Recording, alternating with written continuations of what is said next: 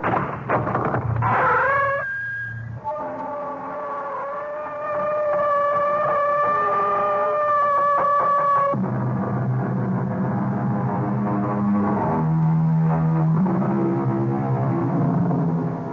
in. Welcome. I am E.G. Marshall. Welcome to the sound of suspense. The voices of victims. The fear you can hear. For the next 52 minutes, we're going to take you into the world of mystery and murder, but mostly into the world of terrifying imagination. The story you're about to hear might be called a morality play. It's a story which has a question you can ask yourself. What is your price tag for killing a man?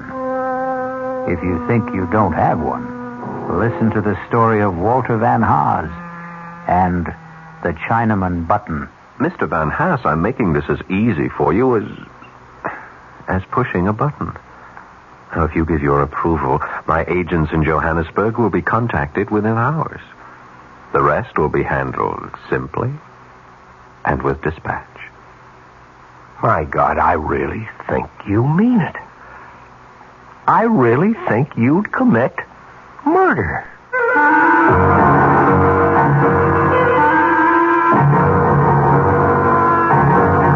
Our mystery drama, The Chinaman Button, was written especially for the Radio Mystery Theater by Henry Slessor and stars Paul Hecht. It is sponsored in part by the Kellogg Company, makers of Kellogg's Special K cereal. I'll be back shortly with Act One.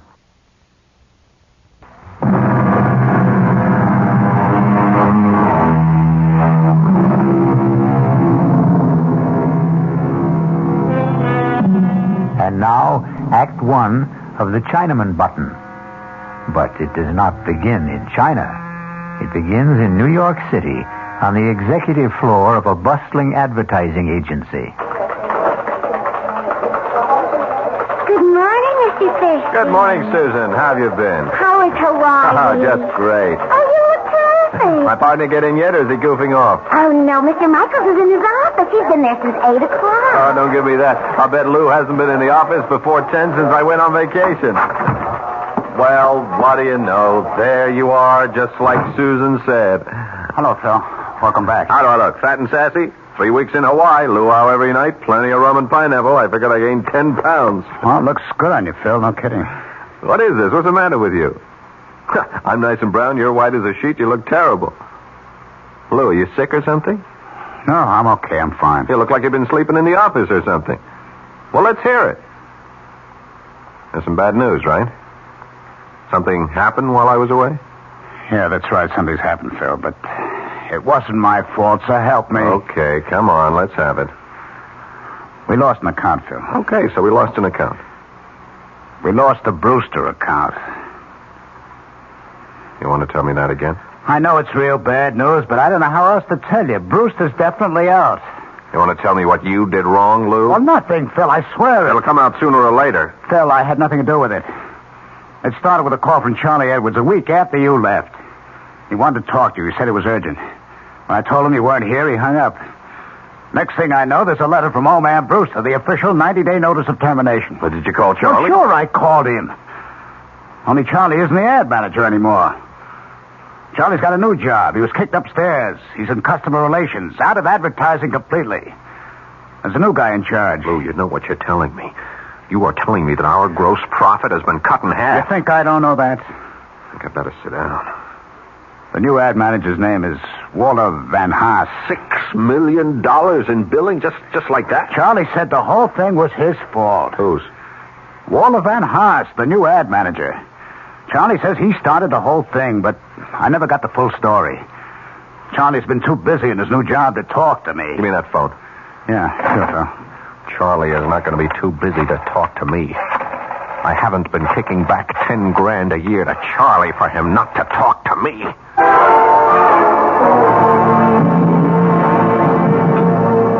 You want to know who Walter Van Haas is? I'll tell you, Phil. He's a Boy Scout, and he won his merit badge for backstabbing. So, Walter Van Haas is a backstabber. How did he get close enough to do the job? He's my assistant. He's been my assistant for like 8 months. How come I never knew it? Because that's the kind of guy Walter is. He keeps in the background. He's a mouse, Phil. A $200-a-week mouse. Only this mouse roared like a lion, right? 2 weeks ago, he came running into my office with a box full of invoices. It seems he was conducting a private investigation, Phil. Can you believe that guy? He was checking into all the supplier bills you guys sent over. He was actually checking out every engraver, every stat house, every printer, every artist bill. Phil, he found overcharges like 50, 60, even 100%. You were his boss, Charlie. Why didn't you tell him what to do with his invoices? He thought I'd be shocked. He wanted us both to go to old man Brewster and expose your agency. That's when I did the only sensible thing. And what was that? I offered him part of my take. A third of it. Phil, he practically turned blue when I offered him that money. Him take a bribe, the Honorable Walter Van Haas. Are you kidding me? It could have been the whole 10,000, and it wouldn't have been enough. It was a matter of principle. You dig? No, I don't. He didn't tell Brewster about my offer. He wouldn't rat on me. That was part of his code, too, but he did tell the old man about the phony charges. I couldn't stop him. That's when I got booted upstairs, and you got booted out. And Mr. Walter Van Haas gets your job. He didn't even want to accept that. Can you believe it? Old man had to twist his arm to get him to accept it, and a $50-a-week raise. What is this guy, some kind of a fanatic? I don't know how to describe Walter. He's so square. He's so honest. I swear it's true. You couldn't budge this guy for $1 million. $1 million, $1 million. The great American words. The incantation of the American dream. Charlie, did you ever hear of the Chinaman button? The which? When you were a kid. Didn't anybody ever ask you about it? It's kind of a puzzle. I guess you could call it a moral dilemma. No, I never heard of it. What's a Chinaman button? It goes like this. Now, suppose you were told that by simply pressing a button, you could kill the Chinaman, thousands of miles away. A Chinaman whose fate meant nothing to you, no more than the fate of a fly on a table. And yet, by pushing this button, by sending just one anonymous Oriental to his death, you would receive $1 million. Tax-free. What would you do, Charlie? I don't know. Press the button, I guess. Sure, that's right. You'd press the button. I'd press the button. Even Walter Van What's-His-Face would press the button. No, not him. Not that guy. Oh, yeah, sure he would, Charlie. No, I really don't think so, Phil. Walter would think about it and begin wondering if that Chinaman might not have a wife and kids. Walter does. He's got 5 kids, as a matter of fact. You're wrong, Charlie. Everybody's the same when it comes to money. It's the great leveler. No, I really mean it. Walter wouldn't push that button for $10 million. That's the kind of guy he is. And that's why you don't have the Brewster account anymore. He pushed that button just like anybody else. Okay. What's the difference? There isn't any Chinaman button. So what's the difference? That's right.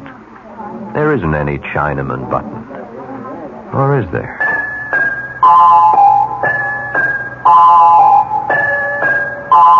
I don't get you, Phil. What's all this talk about a button? I didn't say there had to be a button, Lou. Not literally. Or a Chinaman, for that matter. Van Haas sounds Dutch. How about a Dutchman? What are you talking about? I think you drank a little too much at lunch. He wouldn't be so high and mighty once he pressed that button, would he? That would knock his halo off. What? Which is worse, Lou? Taking a kickback or killing a man? Oh, come on, Phil. Will you talk sense? We'd have him right where we want him. We could call the shots then, Lou. We can get Charlie his job back. We might even get our account back. Oh, for Pete's sake, Phil, will you tell me what you're talking about? Better. I'll show you what I mean. Only first, I gotta compose a letter. A letter to who? Don't rush me. This has got to be done right. We're going to have to print up a special letterhead, something that really looks authentic. Somebody in the art department can do that. But what for? Yeah, let me use that portable of yours. We'll have to find one of those services that post letters from overseas. Dear Mr. Van Haas, you're writing this guy? Yep.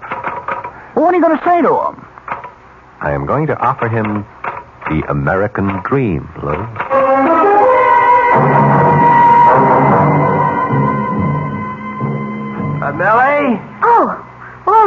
didn't know you were home. I got here about 10 minutes ago. I was looking through the mail. How are you? Oh, all right. Tired as usual. Isn't it kind of chilly to be out here? Oh, I just had to get out of the house. Kids have been impossible all day.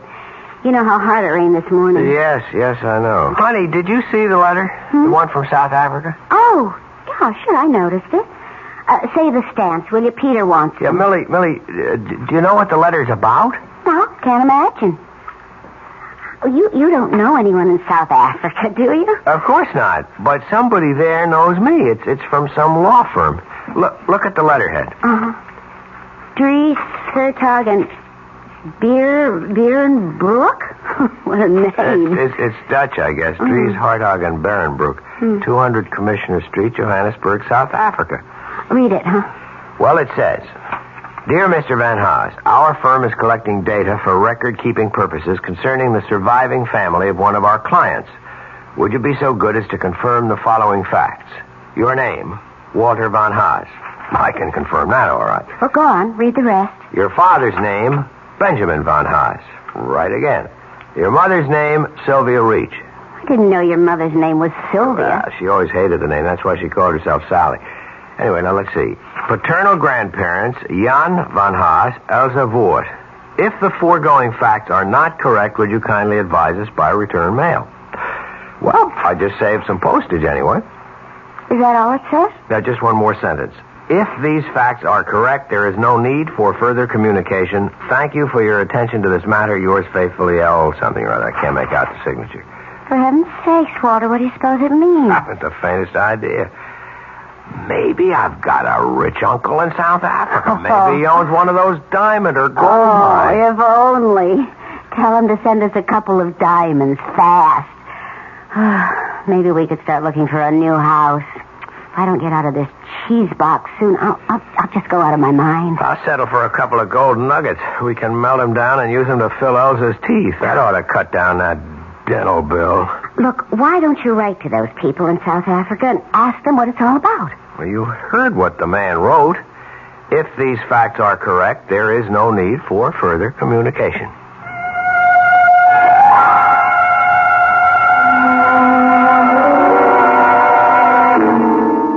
Thank you for your attention to this matter. Faithfully yours, Scribble. How does that sound, Lou? Sounds like the real thing, Phil. Look at that letterhead. Is that perfect or is that perfect? Harry Twinner in the art department did it. Use the transfer type you just rub on the paper. You can't tell it from the real thing. Well, where'd you get the names from? Van Haas's family? I got them from Charlie Edwards, right out of the files at the Brewster Company. You really got it mailed from South Africa? Yeah, straight from Johannesburg. Airmail special delivery. Should have arrived by now. Phil, it's crazy. You're going to all that trouble just for a joke on the guy? It's not a joke. It's serious business. Hand me that phone. Yeah. What are you doing now? Hello, Brewster Company? Mr. Van Haas, please. My name is Thompson. Just tell Mr. Van Haas that I wish to speak to him in connection with South Africa. I'm sure he'll understand. Yeah, I'll wait. So, will you please tell me what you're doing? I'm going to make an appointment with this man, Lou. I'm going to make a deal with him. For the Chinaman button.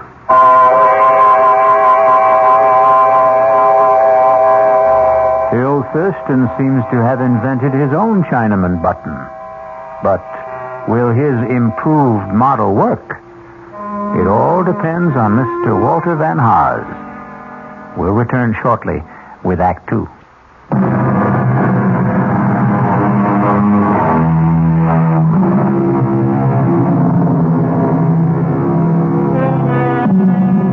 Now, let's go back to Phil Thurston.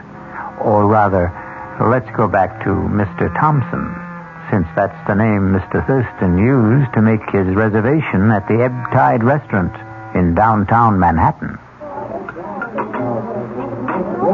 Nice of you to come all the way downtown to meet me for lunch, Mr. Van Haas. That's okay. I'm sorry I don't have a permanent office, so a place like this is convenient for me. You still haven't told me what business you're in, Mr. Thompson. I would have come to your home for this meeting, but I didn't want to disturb your wife and children. You do have children, don't you? I sure do. 5 of them. How old are they? Stepladder. 2, 4, 6, 8, 10. That's a lot of mouths to feed. Yep, and teeth to fill. Yes, I don't doubt it.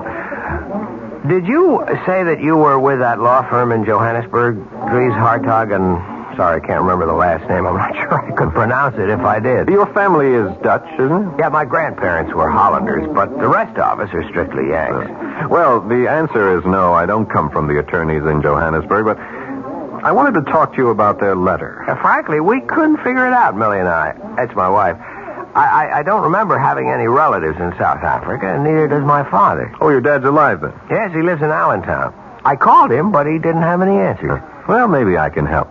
You see, there is a relative, but a very distant one of those cousins 4 and 5 times removed. What's his name? Well, I wouldn't mean anything to you if I told you. Yeah, but you do know his name. It is my business to know such things. Well, that brings us back to the original question, doesn't it? About what business you're in. The person who told me the name of your relative was a clerk in the offices of Dries, Hartog, and Berenboek. He works for them, but you might say that he's on my payroll, too. I don't think I understand. He's the one who informed me about the letter that was being sent to you and why it was being sent. Is there any reason why you can't tell me my cousin's name? I'd rather not. I think you'll understand why later. But I will tell you something about him. Fine. He left the Netherlands with his family when he was very young.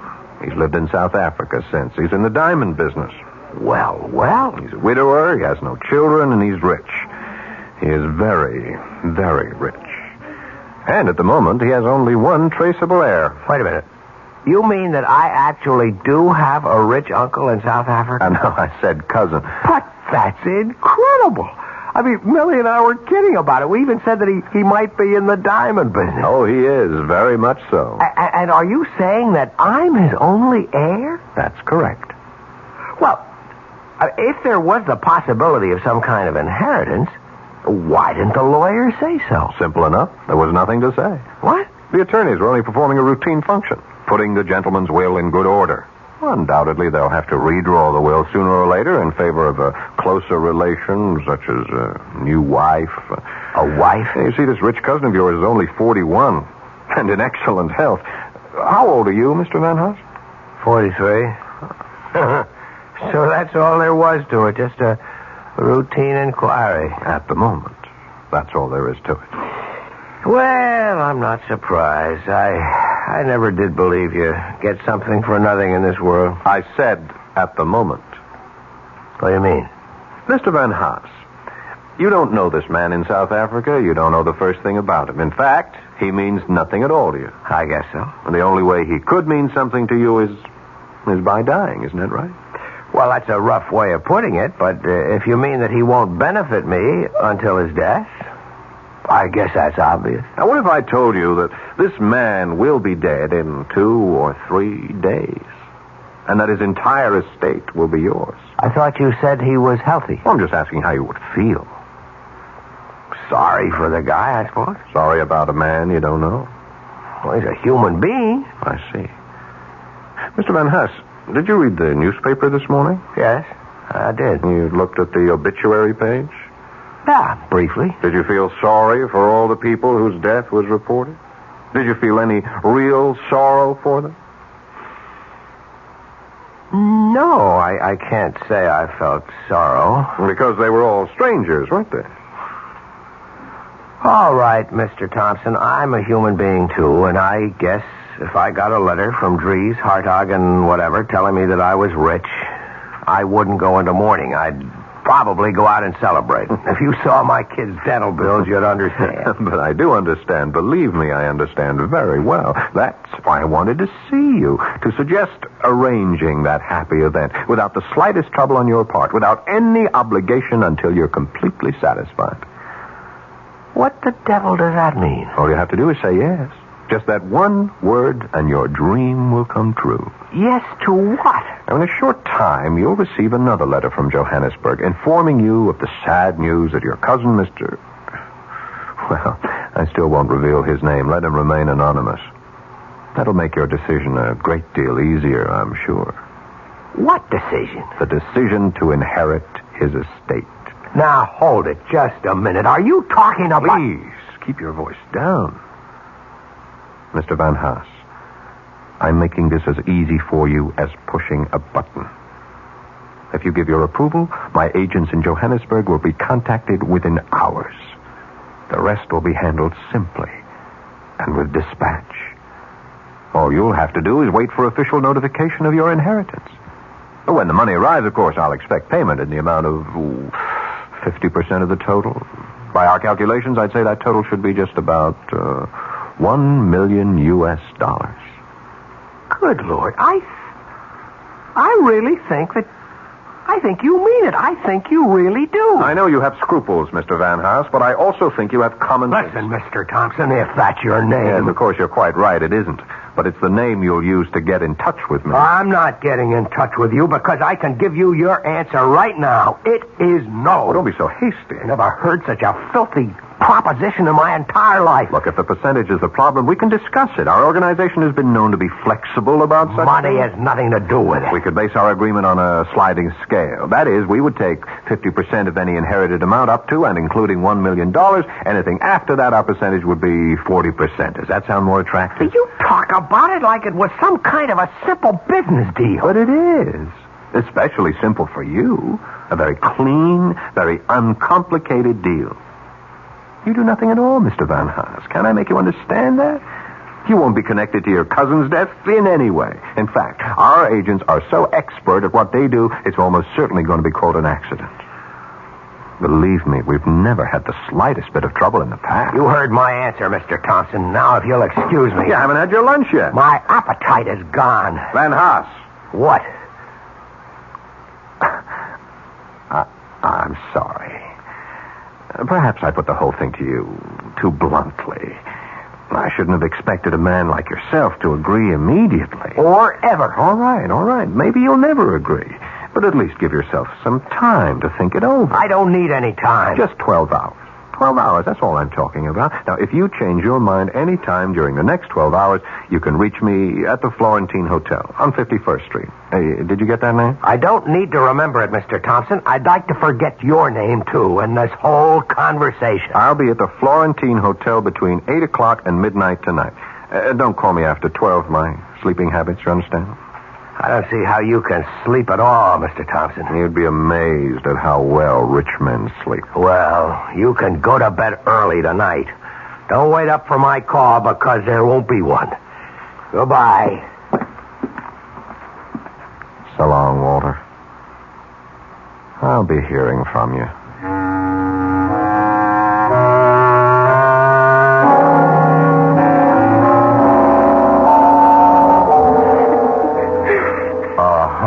Honey, cut it out. Stop it.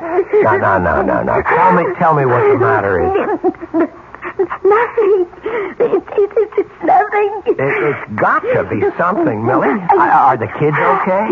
Yes, they're all right. Pretty quiet in the playroom. Well, that's because I packed the twins off to Mother. They were getting out of hand, Walter. I just couldn't stand it anymore. Okay, fine. And I'm sure your mother is delighted. No, she isn't. Maybe she used to be when she was younger, but she's getting too old for that sort of thing now. Maybe I'm getting too old, too. Come on, what are you talking about? I'm 41 years old, Walter. Sometimes I feel like 141. You know what's wrong with you? You're not eating right. You're eating like a bird these days. Well, that's practically all I can afford to buy these days. Bird food. I didn't mean that, Walter. Honest, I didn't. I know you didn't. I know it. Look, honey, I wish you'd see Dr. Julian and have him check you over. Walter, I did see Dr. Julian. You did? When? This morning. I didn't know you were going. Well, I didn't want you to know.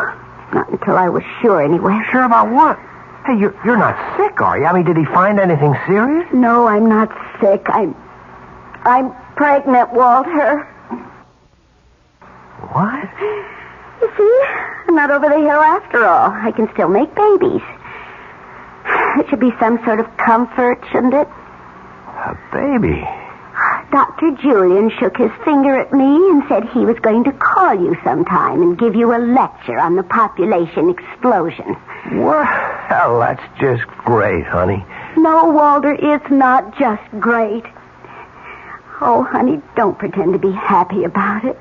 I just can't. Well, it's not the end of the world. Oh, that's right. It's a beginning, isn't it? That's what Mother said when I told her. She's always said that, even with the first one, with Peter. 10 years ago, almost 11. Walter, do you realize we've been married almost 13 years? I know, Melly, and I know they haven't always been easy years. Why is everything always beginning? When does the middle of everything start for us? Is our life just going to go from beginning to end without anything worthwhile in the middle? Oh, no! What was that? I asked Elsa to wash the dishes and put them away. Oh, I better get in there before they're all broken. Melly, we have to talk. After dinner, all right? I haven't even started it yet. I'm sorry. It's all right. I've got some work to do anyway. Or some thinking anyway.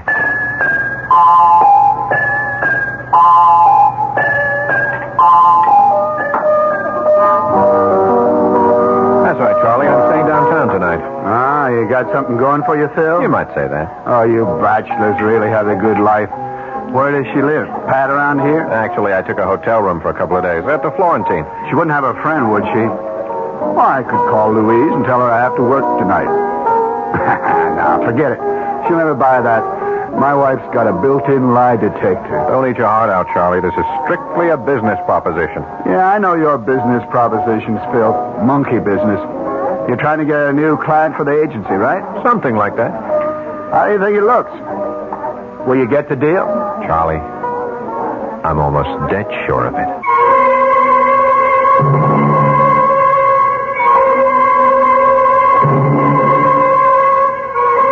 Will Walter Van Haas press the Chinaman button? Would you press it? To make $1 million? Before you answer, wait until we return with Act 3.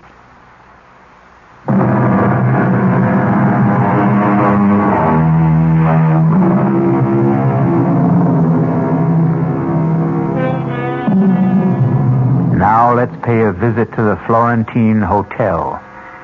It's a posh little hotel with all the conveniences. And in room 610, there's a gentleman registered under the name of Thompson.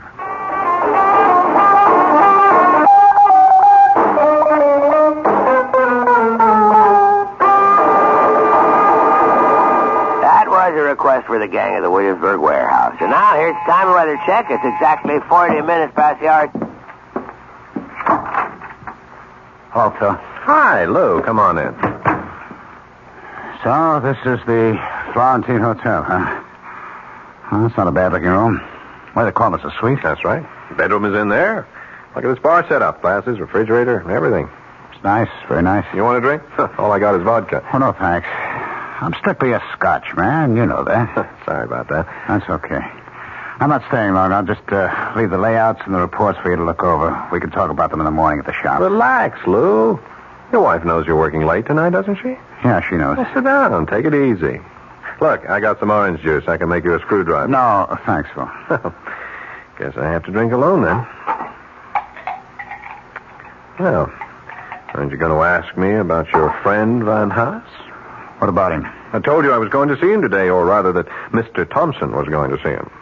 Did you? That's right. I saw him for lunch and told him the whole story about how easy it was for him to become a millionaire just by pushing the Chinaman button. Or maybe I should have called it the Dutchman button. Did he believe it, Phil? All the way. But did he go for it? I mean, about having the guy in South Africa killed. No, he wouldn't go along. So Charlie was right. He said no because he was scared. He was afraid that he was getting into something too deep for him. Well, maybe that wasn't it, Phil. Maybe he is the kind of guy Charlie says he is. Maybe he was that kind of guy, Lou. And that was before he ever got really tempted. A lot of people are honest because they never had anything worth being dishonest about. Am I right? You don't think much of people, do you? I think people are people, that's all. Open your eyes, Lou. Look at what's happening all around you. Everybody's on the grab. You don't know that by now. You've been living in a cave all your life. All right. I don't want to argue with you. Everybody's corruptible, Lou. Everybody. High and low. Yeah, it sure looks like it these days. These days, old days, any days. We're just hearing more about it now. That's the only difference. But there are limits, Phil. I mean, like what you offered Van Haas. Well, let's face it, you were talking about murder. Maybe that's the word that came to his mind, too. But when he thinks it over, he'll give it a different name. He'll come to the conclusion that all I was talking about was pushing a button. You mean you still think he'll say yes? I told him to call me here. That's why I took this suite at the hotel under the name of Thompson. So that's what it was. And I figured, I don't know, that you had some chick you didn't want to know your right name. I told Van Haas to call me here any time before midnight, in case he changed his mind. Before midnight? It's almost 11 o'clock now. That's right. Well, why did you give him a deadline? Because he needs one. We all need one, or we postpone things forever. Phil, I don't think he'll call. Why not? I think the guy's already made up his mind. Oh, no, he hasn't. He's watching the clock right now, just as we are.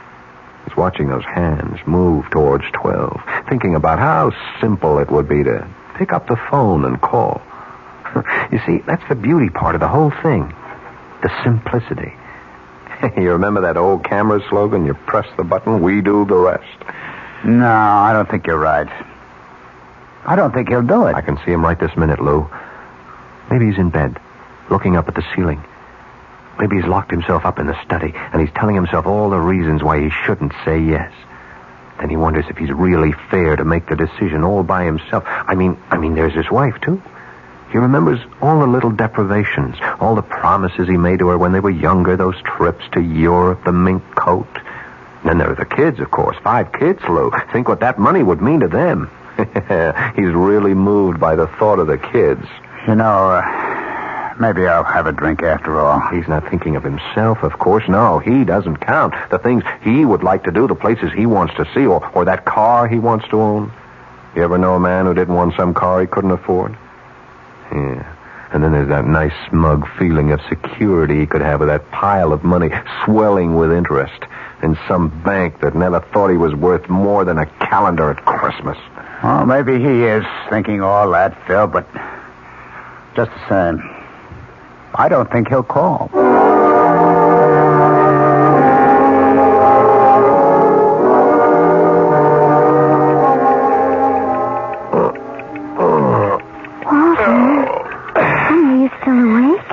Yeah. Do you feel all right? Yeah, I'm okay. You're not still thinking about it, are you? About what? About, you know, the baby. Oh, no, Millie. I wasn't thinking about the baby. Get back to sleep, honey. Well, you know, I'm less than 2 months gone, honey. If you're really upset about... Stop that kind of talk. Well, I just thought... Well, there are alternatives. I'm sick of hearing about that alternative. I heard about it the last time you were pregnant, remember? I'm sorry. I know you're worried about money. I know all the debts we have. We'll get along. Honey, you're not angry with me. No, I'm not angry. I'm just restless. I've got business worries. Can't turn my mind off. Why don't you read a while? The light will keep you awake. Well, I'll go to the living room. Walter? Yep. I love you. I love you too, Millie. Listen to that clock. Why do cheap clocks have to tick so loud? Yeah, we've got to get ourselves an electric one, maybe one of those digital clocks. Darling, they cost money. Yes. What doesn't?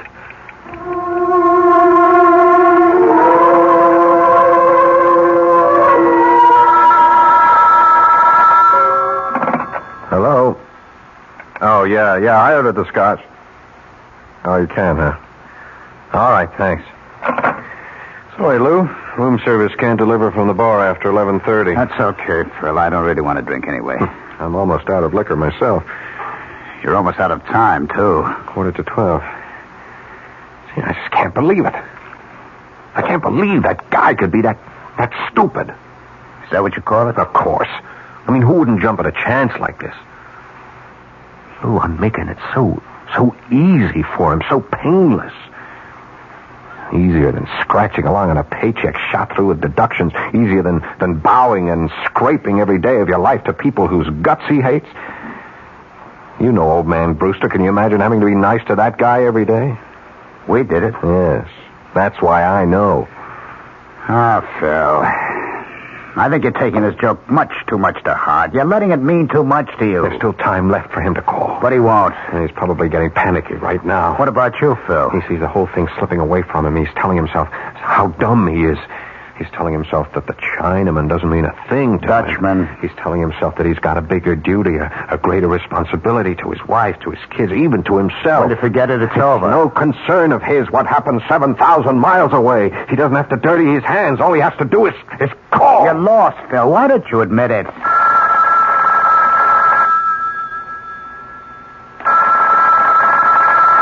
Aren't you going to answer it? Sure. I'll answer it.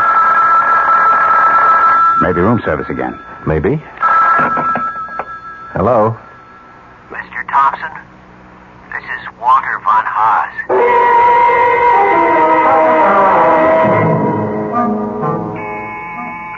Okay, I'm coming. Who is it? Room service. Breakfast. Come on in, I'm starving. Yes, sir. Are you sure those scrambled eggs are hot? They tasted like rubber yesterday morning. They should be all right, sir. Yeah, well, you tell the chef he'll hear from me if they aren't. Yes, sir. Will you sign right here, sir? Okay. There we are. Thank you. I'll be back later for the table. Half an hour, that's all I need. Yes, sir. I guess my shower's going to have to wait. Oh, now what? Hello. Phil, it's Lou. Oh, hi, what's up? How come you're still at the hotel? I thought you were just going to stay there 1 or 2 days. It's the 3rd day now. I like it here. They stay until the end of the week. Besides, I saw some great-looking chicks at the bar downstairs. Well, what's happening? Nothing. I was just wondering if you knew anything about, Van Haas. Walter Van Haas? He's just waiting for the mailman, Lou. Waiting to hear the good news from South Africa. I spoke to Charlie Edwards. He says Van Haas called in sick yesterday. Yeah, I'll bet he was sick. I'll bet he was home planning on ways to spend all that money he thinks he's going to get. $1 million. No, 500 grand. Are you coming into the office soon, Phil? Sure, I'll be there just as soon as I finish breakfast and grab a shower. I'll see you later then. All right. I'll bet those eggs are cold for sure. Oh, for Pete's sake, it's a conspiracy. Hello, Mr. Thompson. Well, what are you doing here? May I come in? I told you not to get in touch with me, Van Haas. Yes, I know you did, but I had to talk to you in person. I told you that it was for your own protection. Don't worry. I found out your room number, and I came up the back stairs. Nobody knows I'm here. Well, why are you here? Please let me come in. All right. As you can see, I'm just about to take a shower, so whatever you have to say, would you make it fast? Yes, I'll make it fast. I hope you haven't come here to say that you changed your mind, because it's too late for that. The thing is over and done with. It is? You're sure of that? Well, as soon as you gave me your okay, I was in touch with our agents in Johannesburg. They didn't waste any time either. And it went, all right? Flawlessly, just as I promised. Now, all you have to do is wait. Yes, I see. I just had to hear it from you, Mr. Thompson. I had to hear it from myself. Well, now you've heard it. Now you go home and you wait for the mailman. Yes, the mailman. What's the matter, Van Haas? You look strange. You feel all right? Oh, yes, I feel fine. Truth is, I never felt better in my life. Good. I'm glad to hear it. I feel a lot different than I felt 2 days ago. I can't tell you what a torture it was for me to make that phone call to you. Absolute torture. But after I hung up, I felt as light as a feather. You did, huh? Yeah, felt fine. I felt wonderful. Even though I got myself involved in killing a man. It's funny, isn't it? It was easy, wasn't it? Just like I said it would be. Yes, that's the word. I never knew anything could be that easy. Changed me, Mr. Thompson. I saw how stupid I'd been all my life, how stupid most of us are, to waste the one life we're given.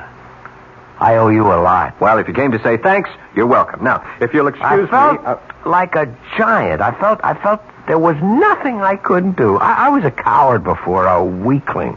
But you showed me a better way. Okay. Would you go home now, Mr. Van Haas? The less we see of each other, the better. Now, when the money arrives, I'll be in touch with you about my 50%. Yes, your 50%. That's really what I wanted to discuss, Mr. Thompson. Tell me, does this fireplace work, or is it just for show? I really wouldn't know. But I see that they have all the implements. What are you doing with that poker? Van Haas, are you crazy? Sorry, Mr. Thompson, but 100% is so much better. I thought I'd have to bring a hammer or something, but a poker was so much better. Now, into the bathroom, Mr. Thompson. Up into the shower. Yeah. What a shame that you slipped in the tub, Mr. Thompson. What a terrible shame. Now I have to go home to wait for the mailman.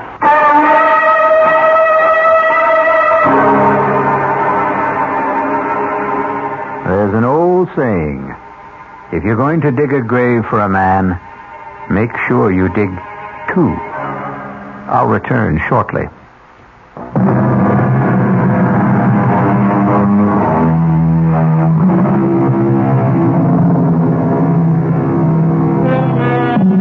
Ready for an instructive statement? It goes like this. The wonderful thing about radio is that it can be enjoyed in complete darkness. And isn't darkness the natural medium for mystery? Our cast included Paul Hecht, Ralph Bell, Mason Adams, Evie Juster, and Will Hare. The entire production was under the direction of Hyman Brown. Now, a preview of our next tale. You know the saying, if you can't lick 'em, join 'em? Come on. I decided to join you, Jason, to do business your way. I want a certified check for $50,000. When I've finished, I want another 50. And you know me well enough to realize that I'm not going to give you $50,000 just because you asked for it. Not even to save your life? Are you trying to blackmail me, Harry? I'm trying to do you a favor. Your life should be worth at least $100,000. Before I agree, answer one question. Do you know who's going to kill me? I do. Who? Me. Radio Mystery Theater was sponsored in part by Anheuser-Busch Incorporated, brewers of Budweiser. This is E.G. Marshall inviting you to return to our Mystery Theater for another adventure in the macabre. Until next time, pleasant dreams.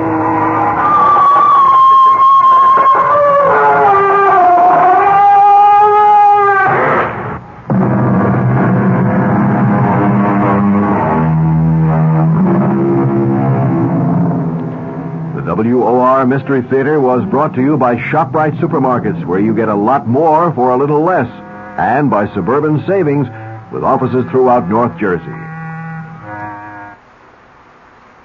The preceding Mystery Theater program was furnished by the CBS Radio Network. Time magazine calls it the most outspoken and honest play about homosexuality that has ever appeared on Broadway. Clive Barnes of the New York Times agrees.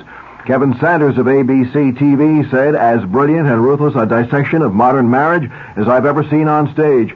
They're all talking about Find Your Way Home, the new Broadway hit starring Jane Alexander, Lee Richardson, and the sensational new star Michael Moriarty, hailed as the most exciting new performer to hit Broadway since Marlon Brando in Streetcar. It's at the Brooks Atkinson Theater, the play of the season. It's Find Your Way Home. The news is next with Bert Wilson on WOR New York, your station for the Mystery Theater.